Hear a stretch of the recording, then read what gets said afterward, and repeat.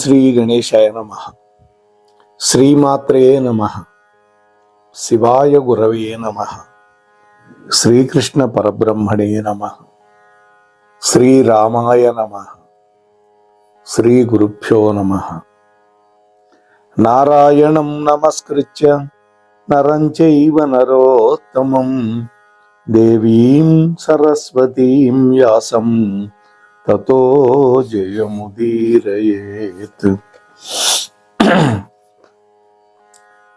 ప్రియంగు గుళికాశ్యామం రూపేణ ప్రతిమం బుధం సౌమ్యం సౌమ్యగుణోపేతం తం బుధం ప్రణమామ్యహం. ప్రియ భగవద్బంధువులారా, గత కొంతకాలంగా నవగ్రహ పురాణాన్ని మీరంతా వింటూ ఉన్నారు. అందులో ఈ రోజున బుధగ్రహం యొక్క జనన వృత్తాంతాన్ని చెప్పుకోవటానికి ఉద్యమిద్దాం. అది అత్రి అనసూయల యొక్క ఆశ్రమం. చంద్రుడు యవ్వనవంతుడైనాడు. అత్రి మహర్షి దగ్గర విద్యాభ్యాసం ముగించాడు. ఒక రోజున, చంద్ర, నీతో మాట్లాడాలి, కూర్చొని ఆయన అన్నాడు అత్రి మహర్షి. చంద్రుడు కూర్చొని తండ్రి వైపు మౌనంగా చూశాడు. నాయనా, నీ చదువు నా పరిధిలో పూర్తయింది, అంటే నా పరిధిలో మాత్రమే పూర్తయింది. ఇంకా నీ యొక్క విద్యాభ్యాసం పరిణితిని అందుకోలేదు అన్నాడు. ఎందుకంటే విద్య అనేటువంటి భాండాగారంలో అనంతమైనటువంటి జ్ఞానరాశి ఉంది. అందులో కేవలం పూర్వాంశం మాత్రమే నీకు బోధించాను. ఉత్తరాంశాన్ని గురు శుశ్రూష చేస్తూ నువ్వు అభ్యాసం చేయాలి అనగానే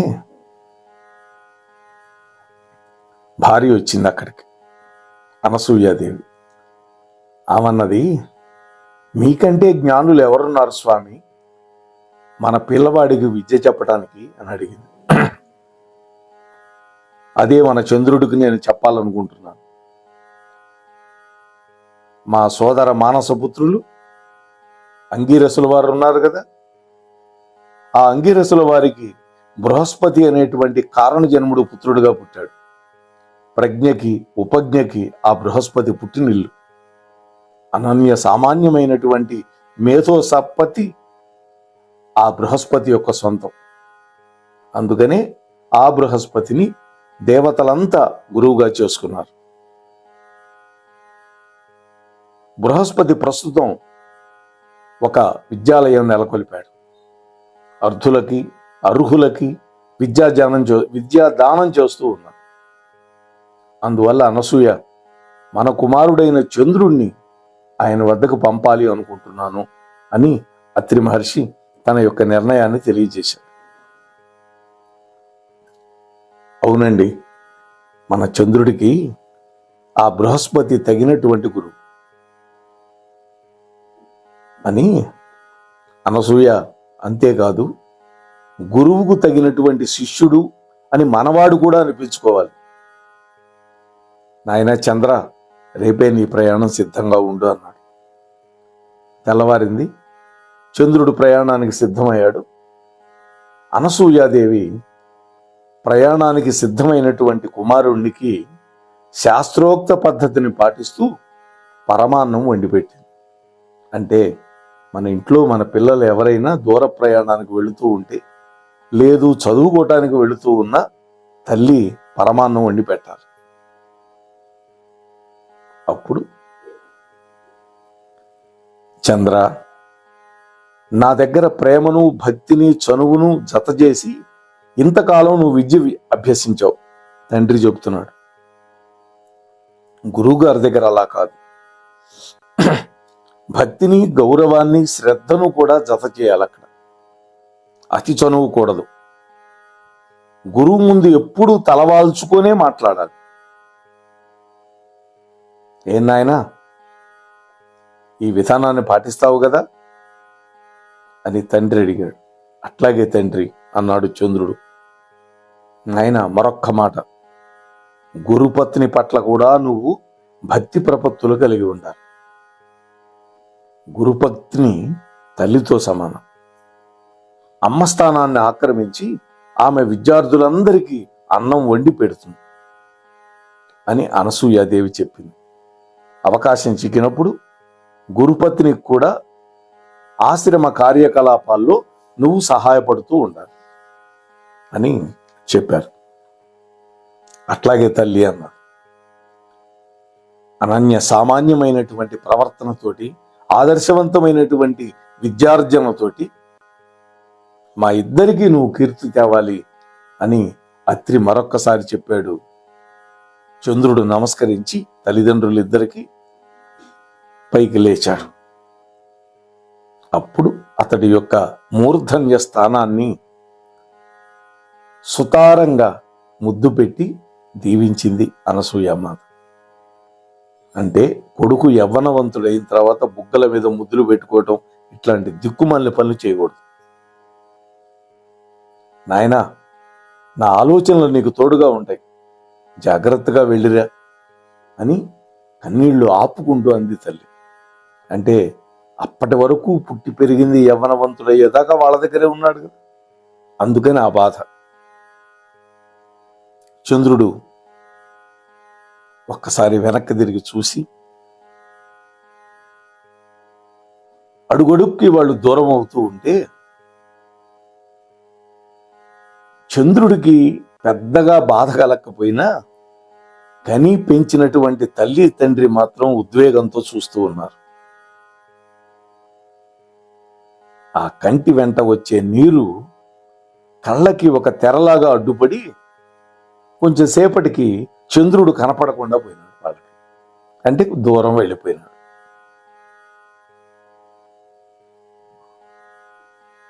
బృహస్పతి గారి యొక్క ఆశ్రమం చేరుకున్నాడు చంద్రుడు. అక్కడ ఆశ్రమ వాతావరణం ఆహ్లాదకరంగా ఉంది. వరసల్లో కూర్చున్నటువంటి విద్యార్థులు వేద మంత్రాలను వల్లివేస్తూ ఉన్నారు. చెట్ల కింద కూర్చున్నారు కదా, ఆ చెట్ల కొమ్మల్లో, ఆ రెమ్మల్లో దాక్కున్నటువంటి చిలకలు ఈ పిల్లల్ని అనుకరిస్తూ మంత్రాలు పలుకుతూ ఉన్నాయి, వల్లివేస్తూ ఉన్నాయి చిలక పలుకులు. ఆ పక్షుల యొక్క కిలకిలారావాలు, అప్పుడప్పుడు వినపడేటటువంటి నెమళ్ల యొక్క అరుపులు ఆశ్రమ వాతావరణానికి నేపథ్య సంగీతం అందిస్తున్నాయా అన్నట్టుగా ఉంది. వల్లె వేస్తున్నటువంటి విద్యార్థుల యొక్క స్వరాన్ని ఏకాగ్రంగా గమనిస్తూ బృహస్పతి ఉన్నాడు అక్కడ. ఆయన చూపులు అందంగా మెలికలు తిరుగుతూ ఎలా ఏం చేసినాయి అంటే,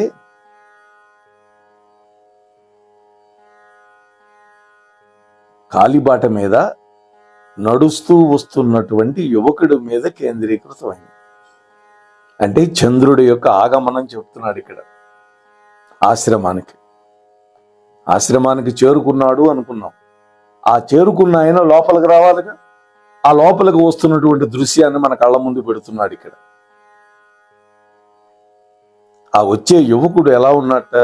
చక్కటి శరీర నిర్మాణం, మెరిసిపోతున్నటువంటి శరీర వర్ణం, చూపులను ఆకర్షించి పట్టి ఉంచేటటువంటి అందం, మగవాళ్ళకు కూడా మళ్ళీ మళ్ళీ చూడాలి అనిపించే చక్కదనం ఉంది ఆ వచ్చే యువకుడికి. ఎవరి యువకుడు? ఇంద్రలోకంలో కూడా ఇంత అందగాడు తారసిల్లలేది అనుకుంటున్నాడు బృహస్పతి. వాస్తవానికి ఇంద్రుడు కొడుకు జయంతుడు మహా అందగాడు. అతన్ని తలదన్నే అందమేమో అనిపిస్తోంది నాకు. తన వైపే చూస్తూ ఆశ్రమ ప్రాంగణంలోకి అడుగు పెడుతున్నటువంటి యువకుడిని తదేకంగా చూస్తూ ఉండిపోతున్నాడు బృహస్పతి. వచ్చినటువంటి యువకుడు వరుసగా కూర్చున్నటువంటి విద్యార్థులందరికీ వెనకాల నిలబడి వినయంగా బృహస్పతి వైపు చూస్తూ ఉండిపోయినాడు. బృహస్పతి అడిగాడు, ఎవరు నాయనా నువ్వు గురుదేవా, మీ దర్శనానికి వచ్చాను అన్నాడు వినయంగా. బృహస్పతి చేతిని పైకెత్తుతూ శిష్య బృందాన్ని చూశాడు. శిష్యులందరూ తాము పఠిస్తున్నటువంటి వేద పాఠాన్ని కాసేపు ఆపారు. అలవాటు కొద్దీ చెట్టు మీదుండే చిలకలు కూడా మౌనం వహించినాయి. ఇలా దగ్గరికి రా నాయనా అన్నాడు బృహస్పతి. శిష్యులు తలలు ఒక్కసారి వెనక్కు తిరిపారు. అందరి కళ్ళు ఆ వచ్చినటువంటి నూతన యువకుడి మీద నిలబడిపోయినాయి. యువకుడు నడుచుకుంటూ వచ్చి బృహస్పతి ముందు ఆగి వినయంగా నమస్కరించాడు. గురుదేవా, అనసూయ అత్రి మహర్షి దంపతుల పుత్రుణ్ణి, నా పేరు చంద్రుడు అంట. ఓ, ఆత్రేయుడివా? బృహస్పతి ఆనందంగా అన్నాడు. అత్రిపుత్రుడు కాబట్టి ఆత్రేయుడు. నా తండ్రి గారి యొక్క ఆదేశం మేరకి ఉన్నత విద్యాభ్యాసం కోసం మీ సన్నిధికి వచ్చాను గురుదేవా అనగానే బృహస్పతి అన్నాడు, అత్రి అనసూయ దంపతుల పుత్రుడిది అసామాన్య సౌందర్యం కదా అన్నాడు ఆయన. వెంటనే చంద్రుడు నమస్కరించి మళ్ళా, దయచేసి నన్ను మీ శిష్యుడిగా స్వీకరించి విద్యాదానం చేయండి అని అడిగాడు. పాదాల మీద పడ్డాడు. సుఖీభవ బృహస్పతి దీవించాడు. చంద్రుడు లేచి ఆశ్చర్యంగా బృహస్పతి వైపు చూసి, గురుదేవా, నేను విద్యాదానం కోసం వచ్చాను అన్నాడు. కానీ ఆయన సుఖీభవ అన్నాడు, సుఖాలు పొందు అని. వాస్తవానికి విద్యని అభ్యసించేవాడికి సుఖం ఉండకూడదు. ఇది ఇక్కడ. బృహస్పతి ఒక్కసారి కళ్ళు చిట్లించాడు. తన ఆశీర్వాదంలో సందర్భ శుద్ధి, సమయస్ఫూర్తి, ఔచిత్యము అన్నీ లోపించాయి అని చంద్రుడు పరోక్షంగా జ్ఞాపకం చేస్తున్నాడు గురువు గారికి. అయినా కూడా బృహస్పతి యొక్క మొహం మీద ఒక చిరునవ్వు మెరిసింది. అవును, విద్యార్థికి సుఖం ఉండకూడదు కూడా. బృహస్పతి తనను తాను సరిచేసుకుంటూ అన్నాడు. కుడి చేతిని పైకెత్తి చంద్రుడి యొక్క ముఖంలోకి చిరునవ్వుతో చూస్తూ, సకల విద్యాప్రాప్తి రస్తు అన్నాడు ఈసారి.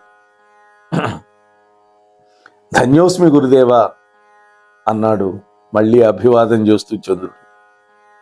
చంద్ర, అనుష్ఠానాలు పూర్తి చేసి మార్గాయాసం తీర్చుకో అనగానే చంద్రుడు అన్నాడు, గురుదేవా, నా అనుష్ఠానం అంతా మార్గమధ్యంలోనే పూర్తి చేసుకున్నాను. ఈ ప్రశాంత వాతావరణంలో అడుగు పెట్టగానే మార్గాయాసం నాకు మాయమైపోయింది గురుదేవా అని అన్నాడు. బృహస్పతి నవ్వి, సంతోషం నాయన, ఆ అత్రి మహాశయులు కుశలంగా ఉన్నారు కదా? నాన్నగారు కుశలంగా ఉన్నారు. మరి మీ తల్లి సాధ్వి అనసూయాదేవి?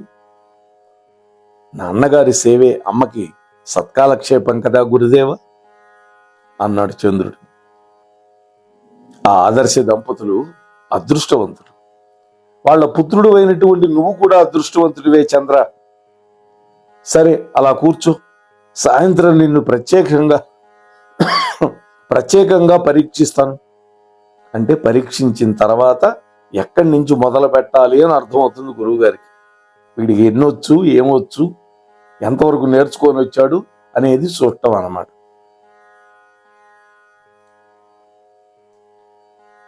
నాయనా, నువ్వు మీ తండ్రి గారి దగ్గర ఏమి అభ్యసించావు, ఇంకా నీకు ఏమి అభ్యసింప చెయ్యాలి నీకు అని నేను నిర్ణయిస్తా అన్నాడు. ఇంతలో ఒక యువతి నీళ్ల చెంబుతో చకచకా వచ్చి చంద్రుడికి తాగడానికి అందించింది వినయంగా. ఆశ్రమంలో పరిచారిక పుంజకస్థల ఆమె పేరు. ఈ పుంజకస్థలే అంజనాదేవిగా వచ్చిందండి. త్రేతాయుగంలో ఆంజనేయ స్వామిని కన్న తల్లి ఈమె. ఆ ఆశ్రమంలో పరిచారికగా ఉంది దేవలోకంలో. అంటే దేవలోకంలో ఉన్న బృహస్పతి యొక్క విద్యాలయంలో పరిచారిక ఈ పుంజకస్థల బృహస్పతి పరిచయం చేశాడు.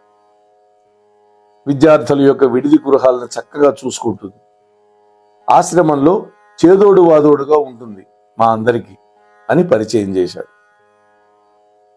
చంద్రుడు మంచినీళ్లు తాగి ఆ ఖాళీ పాత్రని పుంజస్థలకి ఇచ్చేశాడు. విద్యార్థుల యొక్క వరుసల వెనక వైపు కూర్చోటానికి వెళ్ళాడు.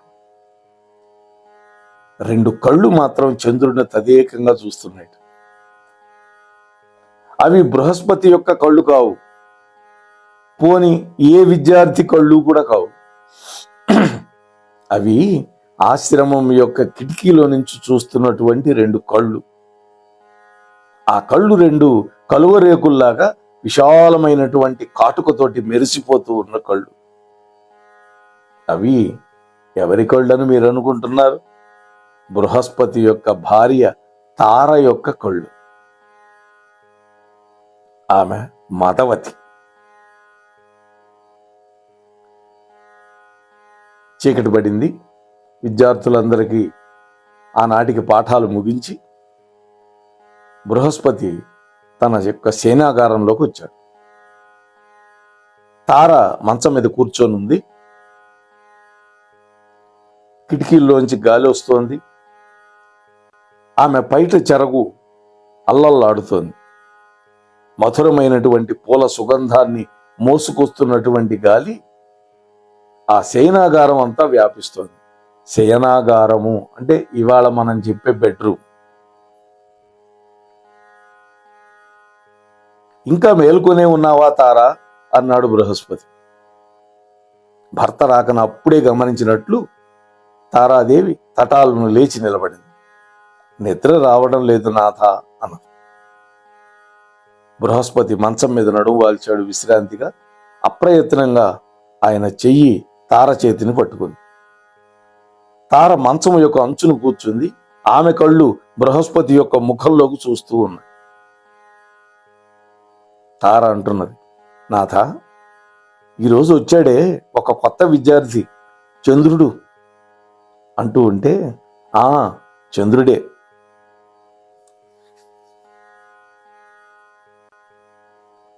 మన దగ్గరున్న విద్యార్థులందరిలో అతడే పెద్దవాడేమో అనిపిస్తుంది అన్నది తార. పెద్దవాడేనా స్వామి అనగానే బృహస్పతి అన్నాడు, చంద్రుడు వయస్సులోనే కాదు తార, వినయంలో, విద్యలో, బుద్ధిలో అన్నింట్లో పెద్దవాడే. ఎందుకంటే తండ్రి దగ్గర అప్పటికే కొంతకాలం చదువుకొని యవ్వనవంతుడైన తర్వాత ఉన్నత విద్యను అభ్యసించడానికి ఇక్కడికి వచ్చాడు కదా, అందుకని. తారా, చంద్రుడు ఎవరనుకుంటున్నావు అని ప్రశ్నేశాడు. ఆమె తెలియదన్నట్టుగా మొహం పెట్టింది. బృహస్పతి అన్నాడు, బ్రహ్మమానస పుత్రుడు అత్రి మహర్షి. ఆ అత్రి మహర్షికి సాధ్వీమ తల్లి అనసూయాదేవికి అనుంగు పుత్రుడు. విష్ణువు యొక్క వరం వల్ల పుట్టినటువంటి వాడు.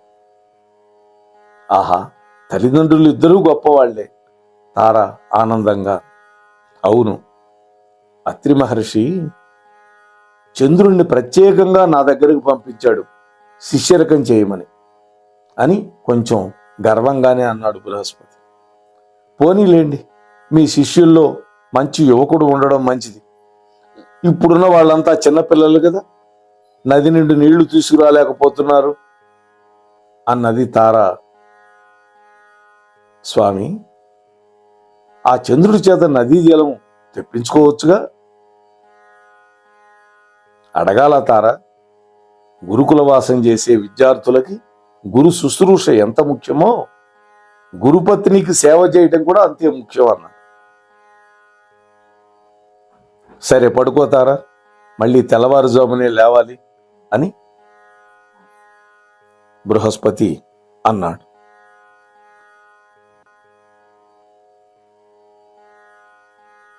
మరి ఆ తర్వాత ఏమైందో తెలియాలి అంటే రేపటి వరకు ఆగాలి. అంతవరకు ఈ ఛానల్లో వచ్చేవి వీక్షిస్తూ ఉండండి, వింటూ ఉండండి. స్వస్తి సర్వేష. మన కార్యక్రమాలు నచ్చితే ఒక లైక్ చేయండి, మాకు ఎంతో ఎంకరేజ్మెంట్గా ఉంటుంది. అలాగే కామెంట్ చేయండి. కామెంట్ చేస్తే మేము మంచి క్వాలిటీ కంటెంట్ అందించడానికి దోహదపడుతుంది. ఆడియోస్ని షేర్ చేయండి. ఆడియోని షేర్ చేస్తే మన ఛానల్ అభివృద్ధి చెందడానికి ఉపయోగపడుతుంది. ఇంతవరకు మన కార్యక్రమాన్ని చూస్తూ ఎంజాయ్ చేస్తున్నట్లయితే, ఒకవేళ సబ్స్క్రిప్షన్ కనుక చేయలేకపోతే ఇప్పుడే ఈ క్షణమే సబ్స్క్రైబ్ చేసుకుని ఆ పక్క నుండి బెల్ బటన్ మోగించండి. వినండి, వినిపించండి, వింటూనే ఉండండి మోహనవాణి తెలుగు పోడ్కాస్ట్.